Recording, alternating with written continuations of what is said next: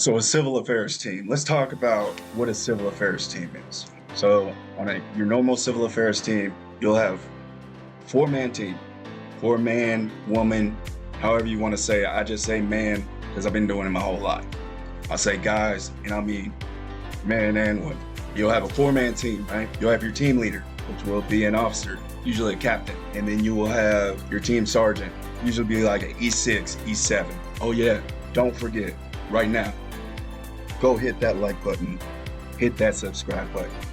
My whole channel got deleted, so I had to start it all over again. So it really means a lot to me if you guys hit that subscribe button and that like button. Thanks.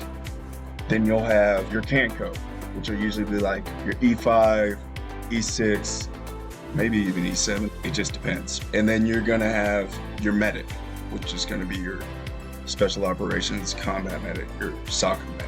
So you're gonna be traveling in four-man teams. Therefore, it's a little bit different than the regular army. You're not gonna be moving in platoon elements and things like that. Your whole mindset has to be different because you're not moving like that. You might be working in an embassy somewhere. You might be in a tent somewhere. You never know. It's all meant to see. It all depends on what the mission calls for and what area you go to. How do you know what AOR you're gonna go to? AOR is area of responsibility. You got PACOM, which is, your Pacific Asia Command. You got your AFRICOM, Africa, EUCOM, CENTCOM, Central America, SOUTHCOM. Did I say SOUTHCOM? And I was in PACOM. I was in the 97 because how they do it, how they split it up is if you get selected, then they're gonna go by your D-Lab score. Your D-Lab is your language aptitude test that you take prior to going to selection. It's part of your packet. So the higher you score on your D-Lab, the harder language you get. The harder language you get, it depends on, I don't know how they're doing funding for language now, but yeah, if you score super high, you might have like Mandarin, Chinese or Mandarin. The lower score, you might get like Spanish or something. So, well, you might get like Indonesian as well. Indonesian, I heard, is really easy language to learn. I learned a lot Tagalog.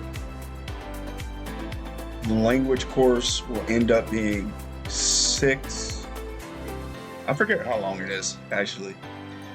Forget how long the language course is. Anyways, you can look it up, but it was pretty cool.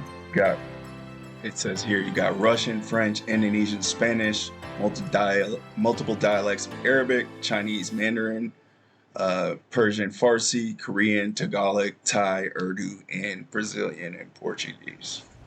So there's a lot of, depending on what language you learn, that's, generally kind of the area you're gonna end up in. I know originally they gave me Russian, and I looked to the dude beside me and I'm like, "There black people in Russia?" And he was like, I don't know, man, I don't know. And I said, can I change my language? And then the guy said, what do you want to change it to? And I looked at the board, I said, Spanish. He said, no, you can't go down in, because they have brackets, they have different tiers. Different languages are different tiers. He said I could go up in a bracket, but I couldn't go down. So I couldn't get Spanish, so I chose Tagalog. I said, Tagalog, where's that at? Where do they speak that at? And then I was so ignorant. And then said the Philippines. I was like, I could do that. Tagalog.